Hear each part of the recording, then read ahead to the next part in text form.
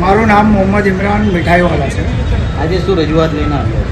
આજે અમે બધા અહીંયા સુરત શહેર ખાતે નૂરશાહી મોમીન જમાતના તમામ સભ્યો, અમારા નૂરશાહી મોમીન જમાતના પ્રમુખ, ઉપપ્રમુખ, સેક્રેટરી સાથે મળીને અમે અહીંયા કલેક્ટર કચેરીએ આવેદનપત્ર આપવા માટે આવ્યા છીએ। આવેદનપત્ર એ બાબત માટે કે અમદાવાદ દસક્રોઈ તાલુકામાં આવેલ પીરાણા ગામ ખાતે હઝરત સૈયદ ઇમામ શાહ બાવા રહેમતુલ્લાહ તાલા અલૈહની દરગાહ આવેલી છે। તો તેમની દરગાહ, જે સંસ્થાનું નામ ઇમામ શાહ બાવા રોજા સંસ્થા ટ્રસ્ટ, આ નામ જ દર્શાવે છે કે આ એક મુસ્લિમ ધાર્મિક સ્થળ છે, જે લગભગ 600 વર્ષ ઉપરાંત આ બાવાની દરગાહ થઈ ગયા છે। પૌરાણિક કાળથી આ દરગાહ અહીંયા આ મુકામે પીરાણા ગામે આવેલી છે।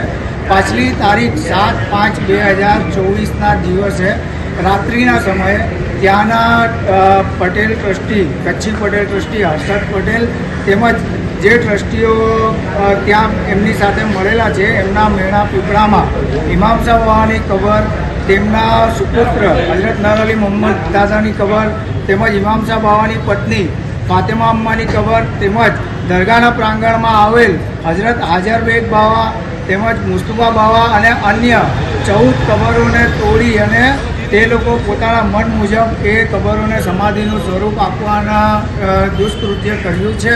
કબરો તોડી પાડવાની ઘટનાથી આ સંપ્રદાયમાં માનનારા સત્પંથી સમાજના હિન્દુ મુસ્લિમ ભાઈઓ, જે બધાની આસ્થાને ઠેસ પહોંચી છે। ઇમામ શાહ બાવાની દરગાહ એ અમારી માતૃ સંસ્થા કહેવાય, કારણ કે ઇમામ શાહ બાવાના પ્રપૌત્ર હઝરત નૂરશાહ બાવા રહેમતુલ્લાહ અલૈહ, જેમની દરગાહ પણ તે જ પ્રાંગણની અંદર ઇમામ શાહ બાવાની દરગાહની બાજુમાં આવેલી છે।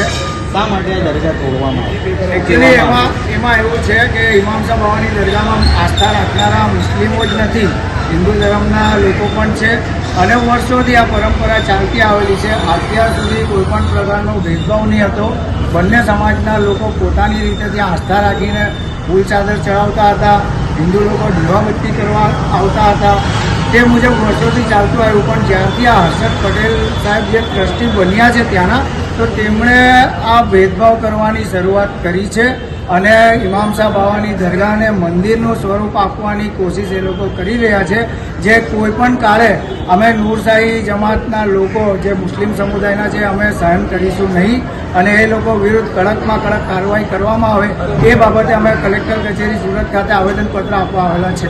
આ બાબતે કોઈ પોલીસ ફરિયાદ કરવામાં આવી છે? જે પીરાણા ગામ મુકામે જે આ બનાવ બન્યો તેના બીજા દિવસે ત્યાંના મુસ્લિમ સમુદાયના લોકો, જે સૈયદ સમાજ છે, જે ઇમામ શાહ બાવા રહેમતુલ્લાહ અલૈહના વંશજો છે, તેમની ઓલાદો છે, તેમને જ્યારે ખબર પડી તો ત્યાં ગામમાં બીજા દિવસે તણાવ અને તંગદિલી ફેલાઈ હતી, પથ્થરમારો થયો હતો અને ત્યાં જે હર્ષદ પટેલ તેમજ આણી મંડળીએ જે કબરો તોડીને સમાજનું બનાવવાનું દુષ્કૃત્ય કર્યું, તો ત્યાંના મુસ્લિમ સમુદાયે સહન નહીં કર્યું અને એ લોકોએ બનાવેલા સ્ટ્રક્ચરને ત્યાંના મુસ્લિમ સમુદાયે તોડી પાડ્યું હતું, જે અમારા હિસાબે ખૂબ વાજબી છે, કારણ કે કબરોને પાછી એની સ્થિતિમાં લાવવાનું કાર્ય હવે સરકારશ્રીએ કરવું જોઈએ।